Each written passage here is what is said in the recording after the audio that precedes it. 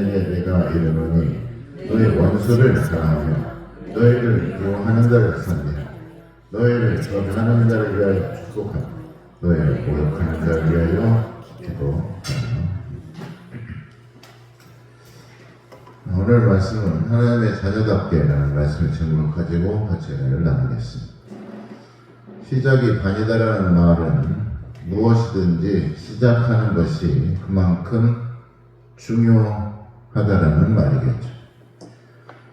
그렇듯이 우리가 세상의 일이 됐든 신앙이 됐든지 처음에 가졌던 그 마음이 중요하다라는 말씀입니다. 아이들을 키울 때 자라온 과정을 돌이켜보면 처음 아이들에게 품었던 애틋하고 사랑스럽던 그때가 가끔 그리울 때가 있습니다. 그런가 하면 어렸을 때와 어렸을 시절의 상처와 아픈 기억들도 어찌 보면 성장의 고통이라고 많이들 치부하기도 하지만 그만큼 처음에 가졌던 기억이 오래 남는다는 것이죠. 그래서 첫인상을 우리는 무시할 수가 없는 것. 그러니만큼 처음 행위에 많은 의미와 가치를 부여하며 살아가게 된다는 것입니다. 저도 지금은 이렇게 우락부락하게 생겼지만 어릴 때는 나름 저도 귀여웠고 큐트했습니다. 그래서 제가 누나가 2명 있는데 누나들 친구들이 저를 한번 안아보려고 서로 싸우고 그랬던 못 믿겠지만 아무튼 그랬습니다. 그래서 사실 보면 어릴 때 사랑을 많이 받고 또 어렸을 때 귀하고 존중을 받으면서 자란 아이들이 특히 자존감이 높고 중요한 것은 실패를 두려워하지 않는다는 것입니다. 그렇게 본다면 우리 모두는 하나님의 사랑을 받고 살아가는 사람들입니다. 하나님의 자녀라면 과연 어떻게 살아가야 될까?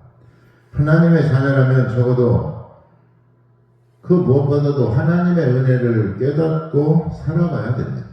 하나님의 은혜를 모른다면 그 사람은 감사도 없을 것이고 마음의 선한 동기도 또 선한 열매도 맺을 수가 없게 되는 것입니다. 항상 세상을 살면서 원망과 불평으로 살아가는 것이고 부정적이고 비관적인 삶을 살아갈 수밖에 없는 것입니다. 믿음이 없는 불신자들은 하나님의 은혜를 모르기 때문에 비관적이고 허무한 것입니다. 선하고 좋은 방향보다도 부정적이고 비관적인 방향으로 흘러갈 수밖에 없다는 얘기죠. 되는 방법보다 피할 방법을 먼저 생각합니다. 건설적이고 건전한 생각보다 폐쇄적이고 회의적인 생각부터 하는 것이죠. 믿음이 없기 때문에 믿음의 방향성보다는 불의함과 불순종에 더 익숙해져 있기 때문에 그렇습니다. 세상에서는 그래서 안목의 정욕과 이생의 자랑과 욕심의 정욕으로 살아간다고 성경은 말하고 있죠. 요한일서 2장 16절에 보면 이는 세상에 있는 모든 것이 육신의 정욕과 안목의 정욕과 이생의 자랑이니 다 아버지께로부터 난 것이 아니요 세상으로부터 온 것입니다. 하나님께로부터 온 것이 아닌 세상으로부터 온 것이기 때문에 회의적이고 부정적이고 절망적일 수밖에 없는 것입니다. 더더욱 중요한 것은 육신의 정욕도 이생의 자랑도 세상의 모든 것은 다 어떻게 됩니까? 다 지나간다는 사실입니다. 그래서 요한일서 2장 17절에도 이어서 이렇게 말하죠. 이 세상도 그 정욕도 지나가되 오직 하나님의 뜻을 행하는 자는 영원히 거하느니라. 세상에는 변하지 않는 것도 없고 또 영원한 것도 없습니다. 그러나 하나님을 떠난 세상 사람들은 마치 이 세상에서 영원히 살 것처럼 자신의 죄에 대해서도 회개하지 않고 하나님께 돌아오지 않는다면 결국 그 영혼은 심판을 받게 되고 멸망을 받을 수밖에 없는 것이죠. 하나님의 형상대로 창조된 인간이기 때문에 우리는 하나님께 속해 있을 때 가장 안전하고 가장 평안을 얻는 삶을 살아갈 수가 있는 것입니다. 그래서 하나님의 형상을 회복하라고 말을 하는 것이죠. 하나님을 떠난 인간의 운명은 뭡니까? 결국 죽을 수밖에 없는 운명. 결국 죄와 심판을 받을 수밖에 없는 운명이죠. 죄와 사망에서 벗어날 수 없으며 또 세상을 살아갈 때 번뇌와 시름에서부터 벗어날 수가 없이 살아가는 것입니다.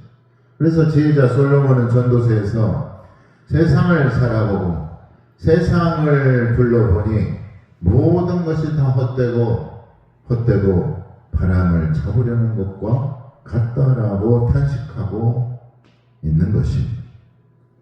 또한 가인이 동생 아벨을 죽이는 죄를 짓고 가인이 저주와 형벌을 받게 됩니다.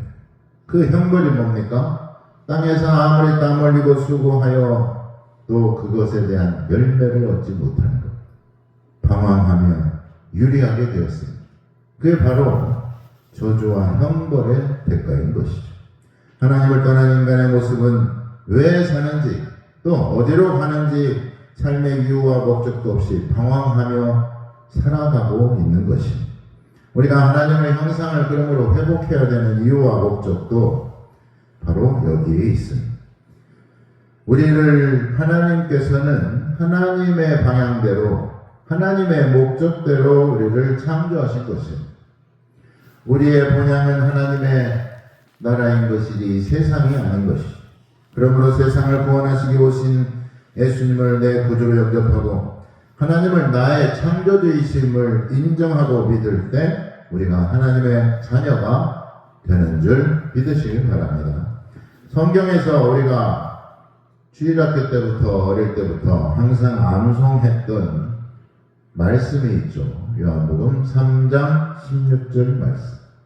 하나님이 세상을 이처럼 사랑하사 독생자를 주셨으니 이는 그를 믿는 자마다 멸망치 않고 영생을 얻게 하려 하시니.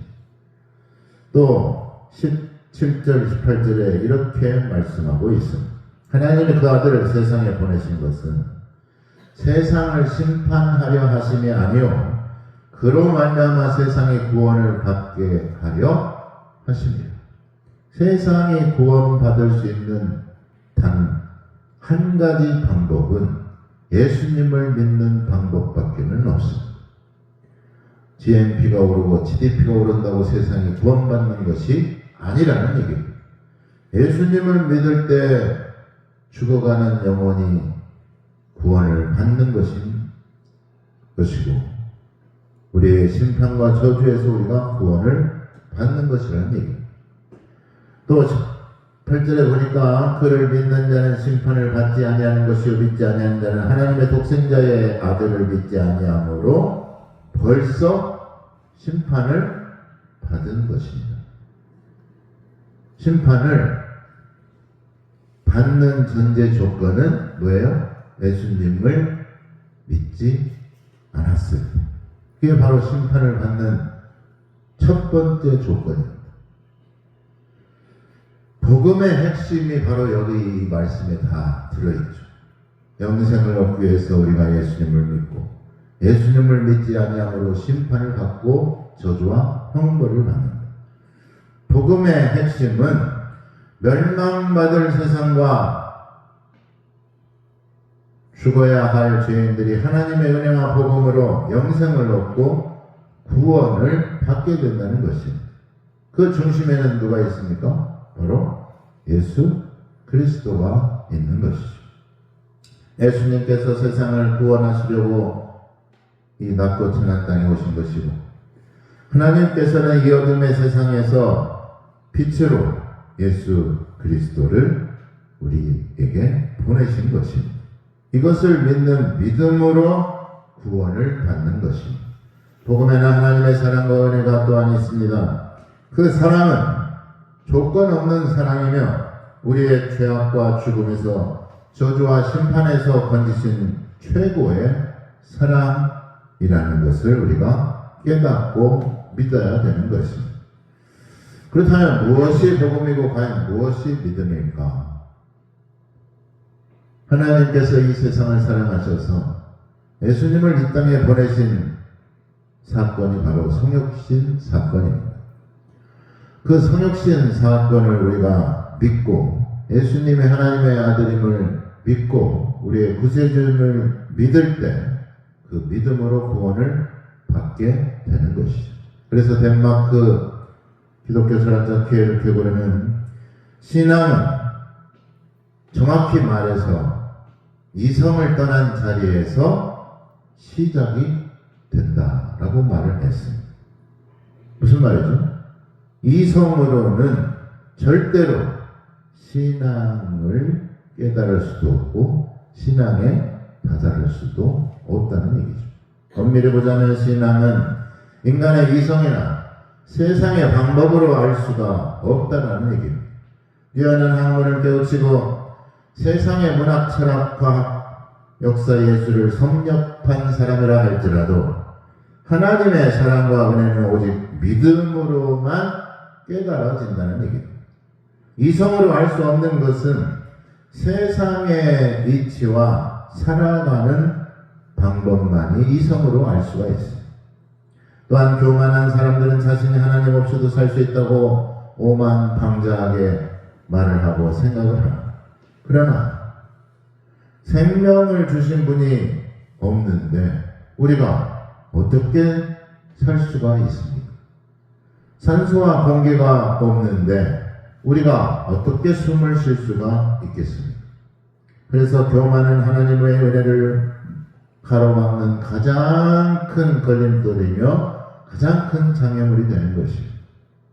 또한 자기 의와 세상의 사랑으로 살아가는 사람들은 하나님의 은혜가 필요 없다고 말을 하죠.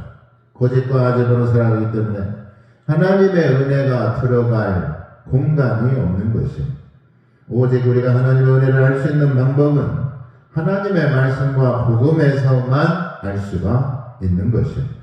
복음의 하나님의 사랑이 어떻게 우리에게 말씀하고 있습니까? 앞서 말했던 피에르 쾌고르가 예수님이 이 땅에 오신 것에 대해서 비유로 이렇게 말하였습니다. 한 왕자가 훗날 왕비가 될 아름다운 여성을 찾기 위해 평민들이 입는 옷을 입은 채 나라 밖에 여러 곳을 다니다가 가난한 사람들이 사는 빈민촌에서 한 여인을 보게 됩니다. 왕자는 그 여인에게 첫눈에 반했지만 그녀에게 어떻게 다가갈지 고민을 하게 되죠. 자기 신분을 말하면 멀리 달아날 것이고 또한 아무리 한 나라의 왕자라 할지라도 자기 마음대로 그 여자의 마음을 얻을 수 없었기 때문에 그렇습니다. 마침내 왕자는 한 가지 방법을 고안해냈습니다. 그는 사람을 위하여, 그 사랑을 위하여 한 나라의 왕자로서의 모든 권리와 권한을 또 편안하고 안락한 삶을 포기하고 그 여인이 살고 있는 동네에 목공소를 차리고 목수일을 하기로 했습니다. 그는 낮에는 열심히 일하고 저녁에는 이웃들과 마주 앉아서 담소를 나누었으며 그들의 삶과 관심, 그들의 언어와 생활, 그들의 마음을 같이 나누었습니다. 왕자는 그들 모두 뜨겁게 사랑하여 그들이 아플 때는 같이 아파하고 기쁠 때는 또한 같이 기뻐했습니다. 이렇게 해서 왕자는 그 여인이 전혀 눈치채지 못하고 자연스럽게 사랑하는 여인에게 다가가 모든 사랑을 주며 모든 사랑을 또한 받게 되었다는 이야기입니다. 예수님께서 우리를 얼마나 사랑하셨는지, 왜 우리에게 오셨는지를 잘 우리에게 설명해 주고 있습니다. 하나님의 위대한 사랑을 받은 우리는 하나님의 자녀로서 그 사랑에 과연 어떻게 보답하며 살아가야 될까? 은혜를 받았고 사랑을 받았다면 그에 합당한 삶을 살아가야 된다는 말씀이죠. 일제강점기 때 신사참배를 거부하고 결국 순교를 당했던 주기철 목사님의 한 일화가 있습니다. 주기철 목사님이 여러 해 동안 평양 감옥에 있을 때 한 감방에서 주영하라고 하는 공산주의자와 같이 한 감방에서 생활을 했다고 해요. 어쩌면 일부러 그렇게 함께 있도록 조치를 했는지도 모르는 것입니다. 주기철과 주영하는 공교롭게 같은 성을 가져서인지 서로 툭 터놓고 이런 얘기 저런 얘기를 나누게 됩니다. 그런데 주영하라고 하는 사람은 모스크바 대학을 나온 철저한 사회주의자였고 공산주의자였습니다. 해방 후에는 북한에서 신분이 높은 고관으로 지냈던 사람이기도 했습니다. 어느 날 주영하가 주기철 목사에게 말하기를 내가 공산주의자가 되기 전에 형님을 만났더라면 저도 예수쟁이가 되었을 것입니다. 아마도 주기철 목사님으로부터 많은 감동과 감화를 받았던 모양입니다. 이에 대해서 주기철 목사님도 이렇게 그에게 대답을 해주죠. 내가 예수 믿기 전에 당신을 만났더라면 나도 틀림없이 공산주의자가 되었을 것입니다. 라고 말을 해주었습니다. 그러자 주영아가 마침내 이렇게 고백을 했습니다. 나는 공산주의자로서 이 땅의 평등을 이루고 이 땅의 자유를 이루고 모든 사람들이 잘 살게 되는 사회를 만들고자 애를 쓰고 있습니다. 그런데 내가 지금까지 살면서 가장 놀란 것 중에 하나가 있어요. 나는 그렇게 살다가 죽음으로써 모든 것이 끝이 날 것이지만 그런데 예수 믿는 사람들은 죽음 앞에서도 얼굴에 기쁨과 평안이 가득하니 또 이 얼굴에 환한 웃음으로 하나님 앞에 간다고 말을 하는 것을 보니 그 모습을 보니 저는 도무지 이해할 수가 없습니다. 다만 그저 그것이 부러울 따름입니다. 믿음은 이성으로 되는 것이 아닙니다. 신앙은 인간의 철학이나 세상의 세계관이나 인생관으로 알아지는 것이 아닌 것입니다. 오직 복음은 믿음으로만 알 수가 있습니다. 신앙은 인간의 이성이나 세상의 어떤 경험으로 이해되어지거나 설득되어지는 것이 아니라 믿음으로 믿어져야 되는 것입니다. 그리고 그 믿음 또한 하나님께서 주시는 선물인 것이죠. 우리가 하나님의 자녀로 살아가기 위해서는 그러므로 예수님을 영접하고 예수님이 나의 구주이심을 믿는 신앙 고백이 있어야 됩니다. 하나님께서 왜 나를 사랑하셨는지, 하나님께서 무엇 때문에 십자가의 형벌을 받으시고 처형을 받으셨는지, 또 무엇이 은혜이며 무엇이 복음인지를 우리는 분명하게 깨닫고 살아갈 때 하나님의 자녀로 살아가게 되는 것입니다. 우리는 죄인의 신분에서 죄의 노예가 아니라 하나님의 자녀로 자유와 진리를 쫓아 살아가게 되는 것입니다.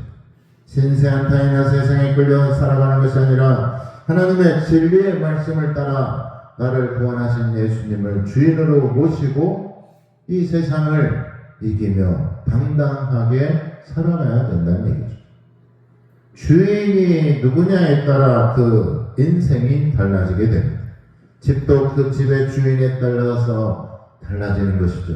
그렇듯이 우리 인생의 삶이 누가 주인에 따라 달라지게 되는 것입니다. 신분이 바뀌게 되는 것입니다. 저주받고 멸망받을 죄인의 신분이 영광의 하나님의 나라에 살아갈 천국 시민이 되는 것이고 하나님의 자녀가 되는 줄 믿으시기 바랍니다. 신분 상승 정도가 아니라 그 인생이 바뀌는 것이고 그 삶이 통째로 변화가 되는 것입니다. 한 가난한 고아가 있었습니다.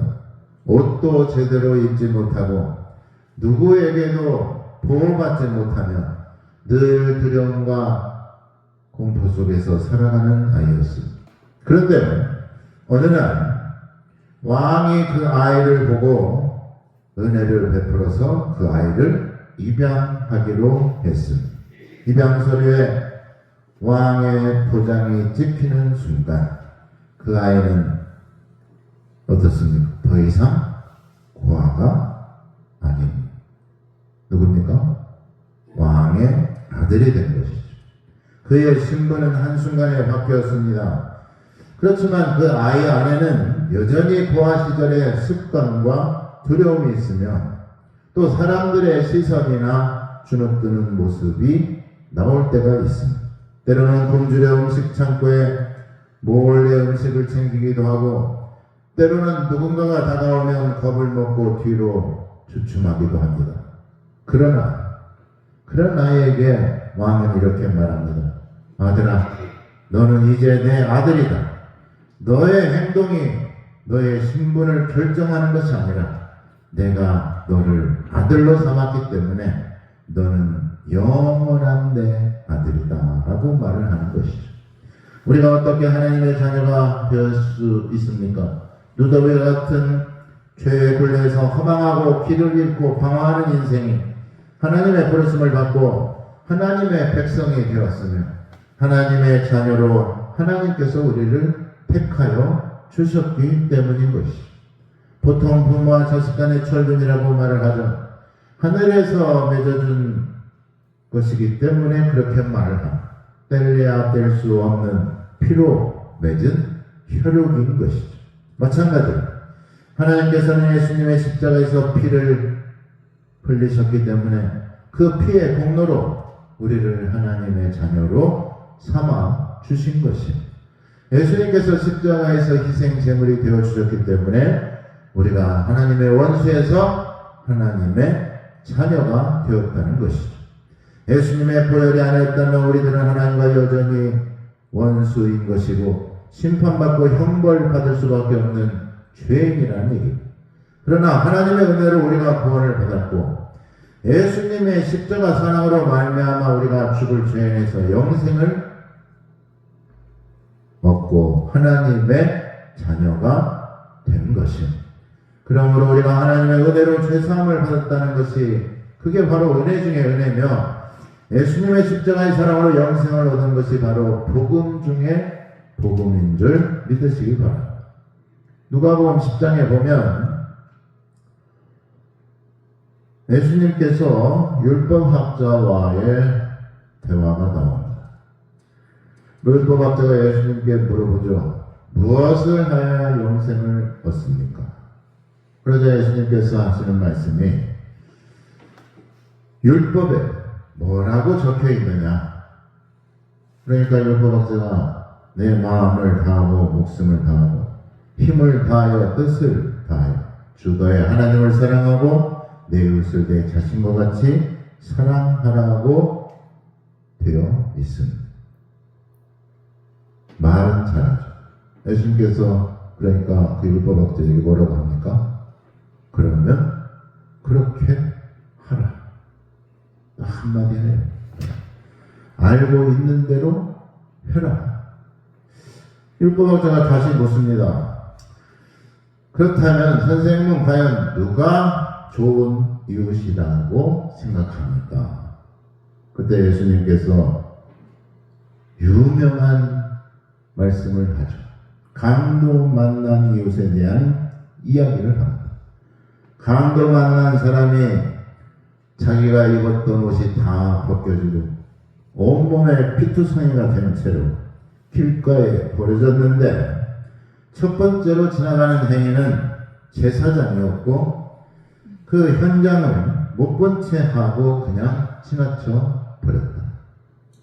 두 번째는 레위인이었다. 레위인은 성전에서 일하는 아주 거룩한 척하고 하나님의 백성인 척하는 레위인들이 그냥 강도 만난 이웃을 보고 외면하고 지나쳐 버렸다. 그런데 세 번째 사마리아 사람은 강도 만난 사람에게 기름과 포도주를 상처에 부어주었고 상처를 싸매어 주었고 안전하게 주막까지 데리고 가서 그를 돌봐주면서 이튿날에도 주인에게 자기가 가지고 있는 돈을 다 맡기면서 자신이 돌아올 때까지 이 사람을 잘 돌보고 살펴달라고 신신당부를 하였습니다. 그 말을 하고 나서 예수님께서 율법학자에게 이렇게 묻습니다. 이 셋 중에 누가 강도 만난 사람의 이웃이겠느냐? 그러자 율법학자가 말은 또 잘하죠. 자비를 베푼 자입니다. 말은 잘해요. 실천을 못하는 것들이 꼭 말은 잘하더라고요. 그러니까 예수님께서 딱 또 한마디 해요. 뭐라고 했을까요? 네? 너도 이와 같이 하라. 말이 필요 없습니다. 네. 말씀에 다 나와 있어요. 우리가 어떻게 살아가야 되는지, 우리가 하나님의 자녀답게 살려면 어떻게 해야 되는지 하나님께서 다 알려주셨습니다. 그냥 그대로 하라. 말만 하지 말고 생각만 하지 말고 아는 그대로 살아라. 이 말은 생각만 하는 것 말고 말로만 하는 것이 아니라 사랑은 실천하고 행동으로 옮기는 것까지가 사랑이라는 것을 우리에게 말씀하고 있죠. 그리고 중요한 것이 있습니다. 그것은 바로 겉으로만 사랑하는 척이 아니라 마음으로 진심으로 끝까지 책임을 지는 것을 우리에게 사랑이라고 말하고 있는 것입니다. 강도 만난 이웃을 모른 척하거나 그냥 무심코 지나쳤다면 과연 하나님의 사랑을 알고 하나님의 자녀로 합당한 삶을 살아가고 있느냐고 묻고 계시는 것이죠. 적어도 우리가 다는 못하여도 같이 아파하고 그 상황에서 도움을 줘야 되는 것입니다. 아무리 바쁘고 형편이 어렵더라도 내 것을 나누고 베풀 수 있는 마음과 실천이 중요하다는 얘기죠. 때로는 우리에게 여유가 없을 수도 있고 또 우리가 힘이 들 때도 있습니다. 그러나 우리에게 하나님의 은혜가 있다면, 우리에게 예수님의 그 사랑이 있다면 그 사랑으로 원수까지도 사랑하며 살아갈 수가 있어야 된다는 말씀입니다. 원수가 누구죠? 오늘 말씀에서 말하고 있죠. 나를 핍박하고 나를 적대시하고 나를 미워하는 사람까지도 사랑하고 용서하라는 것입니다. 나를 적대시하고 나를 핍박하고 나를 미워하는 사람들을 위해서 기도하라는 것입니다. 하나님의 자녀답게 살아가는 방법이 바로 거기에 있습니다.